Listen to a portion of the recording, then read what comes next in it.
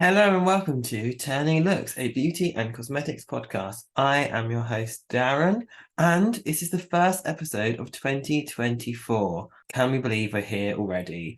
Last year was so great. Obviously, we launched last year. There were so many amazing conversations that we had, and so many more amazing conversations that we're going to have this year. So make sure you're subscribed and following us on Instagram and TikTok to be the first to know about them. So the first episode of this year, I thought I'd do something a little bit different again, and it's just going to be me. So sorry if you don't want to listen to me rambling, but if you do, please stick around. So this episode is all going to be about the future of beauty from 2020-30 and seeing what academics and researchers think is going to be the state of beauty in 2020-30 to looking at the future trends for this year coming, 2024, obviously, and some trends that I kind of wish would just stop for this year. So if you like the sound of that, please keep listening. So where are we at currently? What is the state of beauty at the moment? So if we think to 2023, 2022, Y2K has been super massive. We've got a lot of 90s theming in makeup, retro flashes within makeup, face and body jewelry, and it's all about kind of light beauty, not much makeup going on. That's kind of the big trend that we're seeing at the moment. But so what does that look like going forward for 5-10 years, say? In the next 5 years, beauty global sales are expected to reach $508 billion overall, which is positive and it's growing from where we are now. The 5 pillars that are going to need to change or things that to bear in mind are geographical rebalancing, which is brands needing to focus their time in other places in the world. The Middle East and India are becoming big places and big markets for beauty, and they're not places that are being tapped into well enough by a lot of brands or all brands in the same way that they're tapping into the United States and Europe. There'll also be a need for indie brands to scale up, but also we'll see some indie brands failing. At the moment, there are so many amazing indie brands doing cool, unique, different things. And I think we're going to see a lot of bigger companies either stepping on their toes, buying them out, or them just failing because they're not scaling up, they're not keeping up with demand, not keeping up with the current trends. And going on to this, we're going to be seeing a lot of merging and acquisition opportunities with either indie brands, celebrity brands, bigger conglomerates taking over these indie brands. And for better or for worse, we've seen it many times over the years. You just have to look into L'Oreal and Estee Lauder and all the brands that are within them to see that they eat and take up a lot of brands a lot of the time. So by 2030, we're going to see the effects of Gen Z's consumer loyalty or lack thereof. As one of the things we see at the moment is actually Gen Zs aren't really that loyal to any particular brands. They will pick and choose whatever they think is giving them products or appealing to them most, where historically people would kind of go to the same brands and get their whole makeup from one brand. If someone shopped at MAC, they would just go to MAC. If someone just shopped at Estee Lauder, they'd buy all their stuff from Estee Lauder.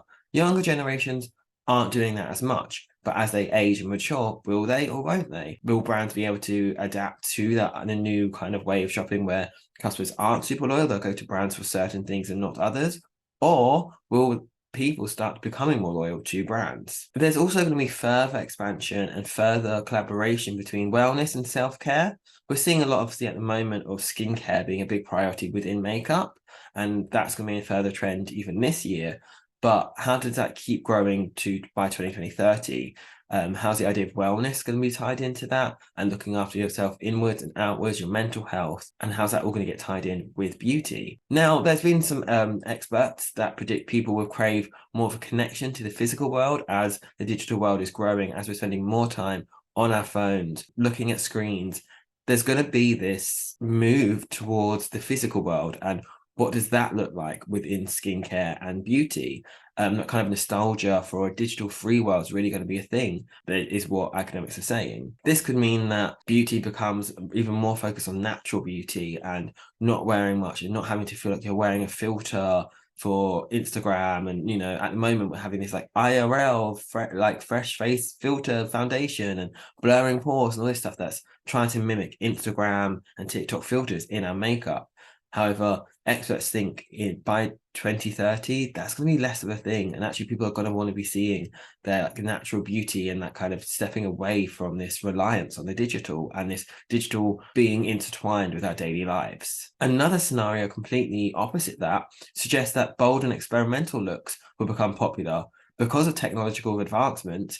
What is natural, what is beautiful, what is achievable will leave people wanting to experiment with bolder, more daring makeup, with eyes and lips being a focal point, which we see a lot of the time at the moment. We see how filters can make people think, oh, I'll try this eye look. Or at the moment, a big trend is kind of the masking tape over the eyes and how people are using those to create really big, bold eye looks and eye masks almost. But they're also being adapted and changed already to people kind of doing different shapes with them and different blocky eyeshadows. And that kind of experimentation is going to potentially be a bigger thing, led by makeup artists. Now, one thing that we don't see too much of at the moment, and it's very much more at an indie level, is the usage of AR in makeup marketing and 3D printed makeup. As those develop and as those tools become more available to the consumer, what does that mean for beauty? How does beauty keep up with that trend?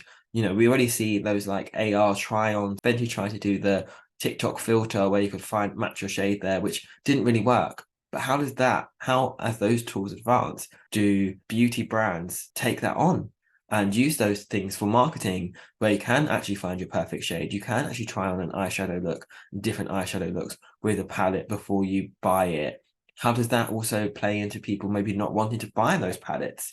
How does it go into people only using those filters and those effects and not actually ever needing to want to buy the palette because they can get their images just with AR? And then 3D printed makeup. How does, as more 3D printers become readily available, that mean people can start creating their own makeup, creating their own components to makeup? How does that mean that like more indie brands can come up? How does that mean more people can be creating their own kind of products at a level that they wouldn't have ever been able to achieve before without being part of a bigger company, without being part of these factories and stuff? How does that all affect beauty, cosmetics, and the industry at large? I personally also think by 2030, celebrity brands will lose their hype and their clutch on us. I don't think they're going to be last forever. We saw like about 10 years ago, it was all about perfumes and fragrances. Every celebrity had a perfume and fragrance. And although they still do now, it's not that moneymaker that it once was. And a lot of brands and celebrities are now going into the luxury fragrance rather than them being the 100 mils for £40, and then often being on sale for 20. They're now going to the 100 plus fragrance end of things. And I think similarly to that, was going to happen with beauty. We've got so many beauty brands. Celebrities are constantly releasing new beauty brands. And I think by 2030, people aren't going to care about that as much anymore. People are going to be moved on and potentially go back to actual brands that have a long standing within the beauty industry, who are able to experiment and really refine products, whether that be for color, for formulation, anything like that, where celebrity brands are just a lot of the time a face to a brand. Now, that's 2030. That's 6 years away. What's going to happen this year? What are the trends for 2024? Coming for 2023, where we had trend after trend after trend. What does that look like for next year? What are the big trends that people are thinking we're going to see? First off, glamour. Glamour, US specifically, thinks highlighters are going to be back, but not in the stripe form. We've seen brands this year, especially brands like Rare Beauty, releasing highlighters, those big blinding highlighters, and how people are applying them differently, how they're blending them more in the skin. They're not having this like stripe of highlight, but people are being more precise with where they apply it and how they apply it and wanting that kind of blendability, but still wanting that shine.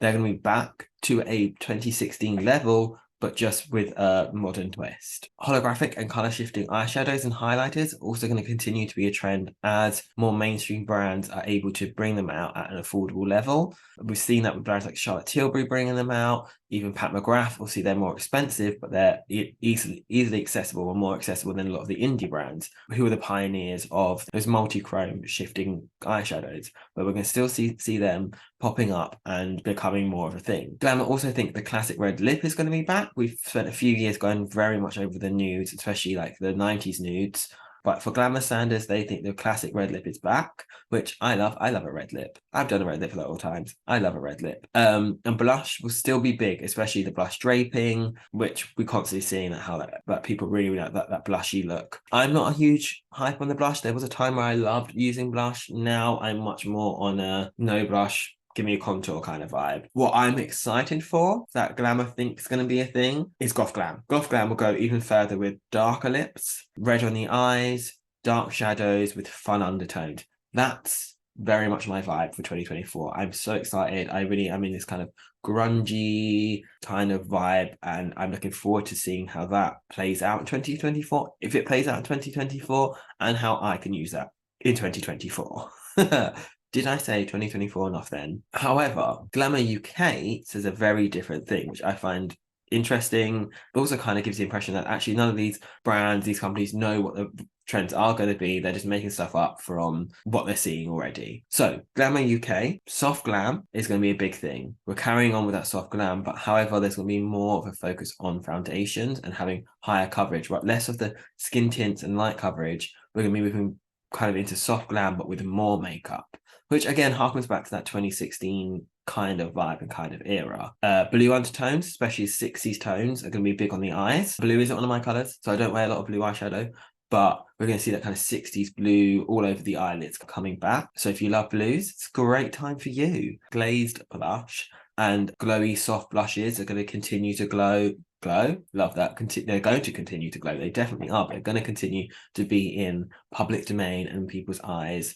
That kind of bare minimals blush highlight combination is going to be very, very big according to Glamour UK, so maybe in the UK specifically. Also, just FYI, I'm sat on a very creaky chair, so if you do hear some creaks and cracks, sorry, it's the chair that I'm sat on. Ombre lips are here to stay, especially the 90s, the dark outer lip and then the lighter inner lip. It's going to be very much a trend and very much staying on. I struggle to do that, but I struggle to do my lips quite a lot, in the sense that like my lip lines are two different shapes. One's flatter than the other. When I line my lips, I never really like how it looks. So the contouring and the ombre lips never really works out for me. Following on from the soft glam, the glamorous but effortless look. Following on from the soft glam, the glamorous but effortless looks are going to be a big thing. So similar to what I was saying before, that, you know, glamorous but effortless, soft glammy kind of vibe. Blushing in a C shape is back for contouring, so that kind of doing it on your like almost down to your temples to your cheekbones in blush specifically, very 80s, is going to be back. Natural and unclockable lashes in the false lashes department, but so we're going to be seeing very much more like light, soft. All these trends for Glamour UK going to the same area of soft glam. It's all about natural, but there's still being a lot of makeup there. However, geometric liners are going to be a big thing. So playing with those liner shapes, again, it's very Euphoria-esque. Still going to be coming along. If you want an easy way to do geometric liners or playing with eyeliner shapes, I highly suggest brands like Face Lace, who do those kind of just stickers that you can just kind of plop on your face, and it makes it a lot easier, especially if you have really big hooded eyelids like me. Now, Allure said something similar to Glamour UK. Graphic liners is still going to be a big thing, and like I said, if you need help with that, go to Face Lace. Foundations are back, but they're backed with skincare, so that clean girl aesthetic, but with more makeup. So, you know, medium to full coverage foundations, but they've got a big emphasis on skincare within them. Blush on the apples of the cheeks is what Allure says. So that's going to be dull blush. Not somewhere I would like to put my blush because it would bring my face down. But I'm sure on some people that would look great. And probably know me, if I did that apples on the cheeks, I'd end up looking like a clown. More of a clown. Monochromatic makeup. So, you know, we've seen that a lot this year. Pumpkin spice makeup, strawberry girl makeup, latte makeup, they're all monochromatic looks. And that's going to continue to be a thing for next year. These are often spearheaded by celebrities who are about to then sell a product to you. I'm looking at you, Hailey Bieber. You know what I mean? We'll see it from her. From what we saw from the Prada and AZ Factory fall and spring shows for 2023/2024, colourful lashes. Now, I do love colourful eyelashes. I've got some pink mascara. So yeah, I really do love like colourful mascara. And sometimes it's really nice to do like bare lids, colourful mascara, and it creates a kind of editorial-esque look. Similarly to Glamour UK, ombre looks, still a thing. For people who are like kind of lazy with their makeup or just want a one and done, single pops of colour with minimal makeup everywhere else. So just touch your blue on the lid and that's it, we're done. It's a big focus for them, or a big focus they think it's going to be for 2024. now we've got the trends for 2024 out of the way, and I'm excited for it. There's a lot of vibes that I'm into. I would like to see how they're explored and that I want to try myself. Let's talk about the things that I want to stop in 2024. Now, this is all my personal opinion. If you don't like it, you're wrong.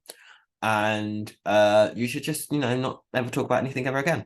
And if you can't tell, I'm being sarcastic. These are just my opinions, grain of salt. Who am I to say anything anyway? My first big gripe that I just want to go in 2024 that I know is not going to happen is TikTok as QVC. The TikTok lives of people packing products and doing competitions within them, they're cringe. I'm sorry, but they're cringe. Brands constantly doing sales made by Mitchell, Pink Honey, and NYX. I am looking at you. You're just cheapening your brands to a place where, like, why would I ever buy anything at full price? Not that I'm really particularly wanting to buy from Pink Honey, who don't think that people of color or any kind of diversity is welcome in their PR events. But it gives you a sense of like, well, your products clearly aren't worth the full price that you're putting them up at. You're constantly having sales, but why? Are you not selling? Are you trying to get rid of stuff? Are the products just not worth it? I just don't understand constantly having sales and constantly having drastic sales and constantly doing mystery bundles that are also on sales, and just stop trying to sell me things constantly. Like, your products should be able to sell themselves without having to constantly be on sale. Do you know what I mean? Another thing I would like to see come back in 2024 that the last couple of years have kind of died off is shade ranges. What happened to like releasing a foundation and it having 20 plus shades, 30 plus shades? We've seen in 2023 so many brands releasing medium coverage foundations that are with less than 20 shades. Did Fenty not revolutionize things? And has that just fallen off people's minds? Like, where has the shade ranges gone? Where's the nuance in a lot of these shade ranges gone? Like, I would like to see bigger shade ranges back again, and I would like to see them in stores too. Don't just tell me you've got a big shade range and only have the white people shades in the store. No, we're bringing shade ranges back, large shade ranges back in 2024. Let's talk about the word viral. The word viral is like the word clean beauty. It doesn't really mean anything. Anyone can say something's viral and anyone can say something's clean beauty, but it doesn't really mean anything. It doesn't have anything backing up. There's no definition behind those terms. Anyone can say something's viral without it being viral. The amount of products that Maybelline will release and say, this viral thing is literally just come out, hon. How's it viral? 2 people have spoken about it. How's it viral? Nothing is viral anymore. And also, how things become viral in inverted commas and then drop off in a couple of days, that's not viral. To me, viral was something that lasted weeks, that you couldn't buy because it was sold out everywhere, because everyone was talking about it and everyone wanted it. Bring back when things were viral like 10 years ago, back in like the Zoella days. That's what I want to see. Not this viral stuff that's not viral at all. It's just people claiming things are viral when they're not. No, Jan, no. The other thing going along the lines of that is trends after trends after trends after trends. They're not trends. They're just you doing a new look and calling it something. It's boring, and the focus on overconsumption whilst we're in a climate crisis is crazy. The maths just isn't mathsing.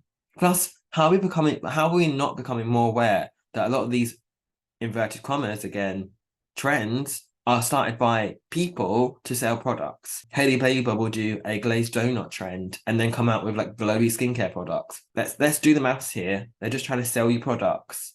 They're not actually trends. They're just a look that also have had many a name before. The latte makeup trend. What? A warm brown look. Strawberry girl makeup. A pink blushy look. Like, these aren't new trends. They're just names for things that people are already doing to sell you products. It's crazy, especially when the makeup industry is one of the biggest polluters in the world. They create products that have the biggest waste and are so non-recyclable in the world when we're in a climate crisis, when the world is literally falling apart. Let's not over consume things in 2024. Let's take stock of what we've got. If you're seeing trends that you like, use products you've already got to create those trends. Or if you don't have the products already for those trends, maybe ask yourself, do I really want to partake in this trend that's going to be over in a couple of weeks, in a couple of days? Late capitalism, the people who rule capitalism and late stage capitalism at best, know that things sell better with a catchy name, and let's not fall into that trap anymore. Let's be adults, let's be grown-ups and realize that we don't need a makeup trend that's got a cutesy name about food. And my last big pet peeve that I saw all the time in 2023 that I just need to stop in 2024 is calling products something wrong because of a trend. Like, lip glosses being called lip oils. So many products that come out that claim to be lip oils, but they're actually just lip glosses. There's a big difference between what a lip gloss is and what a lip oil is. And any brands to stop calling their glosses lip oils just because they're trendy. If you can't sell a product by what it actually is, then just don't sell the product. Or foundations being called skin tints whilst being medium to full coverage. That's not a skin tint, that's a foundation. Like recently I was on the hunt for like a matte skin tint. So many of them, when I searched them, were like medium coverage. And I'm like, that's not a skin tint then, that's just a medium coverage foundation. Stop calling it a skin tint when it's a foundation. Can we have things named for what they actually are? One, that feels like false mark advertisement, and I thought that was like a no-go. But also, like, just stop it. Just call a spade, and let's be done. Now, what I want to talk about for 2024 is the things that we want to see more of. I want to see more individualism within makeup. This homogenization of beauty that we all have to constantly be chasing these trends that don't work for all of us, that are mainly focused on white Eurocentric beauty standards.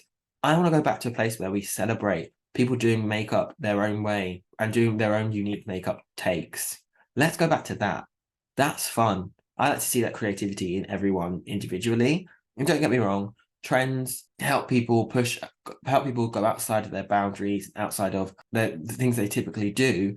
But also when everyone's doing the same trends, it's just kind of a bit like, cool, I want to see something different. I want to see your uniqueness. I want to see your unique take on what you think is beautiful and what you think makeup should be used for.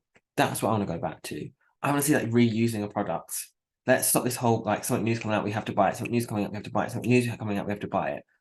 Let's just like take stock of what we've got and use that till it's finished. Imagine doing that. That's what I want to see more of. And I want to see more influencers and content creators talking about using products over and over again and finishing products, not in a pan this challenge kind of way, because they kind of just annoy me in the sense of like you're purposely using something up to pan it to then to buy something new rather than just using it how you would normally use it and then it so happens to just finish. Pan this project just sit uncomfortably with me. Let me know your opinions on Palace products. And I also really would like to know what things you want to see in 2024 or what things you don't want to see in 2024. And the last thing that I want to see in 2024 is people just to relax when it comes to makeup. It's all things that just wipe off at the end of the day. Let's have fun with it. Let's not take it too seriously. Let's not spend our life savings on it. Let's just enjoy putting products on our face and having some fun and being creative. Because that's what makeup is to me. It's all about being creative. As a creative person, that's what I like. And let it be relaxing. Makeup shouldn't be a stress. As soon as makeup starts becoming a stress for you, take a stop, take a breath. You're probably consuming too much content around it that you don't need to. Do your own thing and live your best life with a nice mascara on. Do you know what I mean? And that's it for this month's episode. Thank you so much for listening in. Next month, we will be back with a guest. I've got my guests lined up for this year too. So I'm really excited to bring you all the cool conversations that we're going to have from people across the makeup and beauty industry, makeup artists to PR people, to like retail, to CEOs, legends, icons, all of the above and so much more. We've got conversations coming up for you. So please do make sure you subscribe and follow, and I will catch you again then. Bye.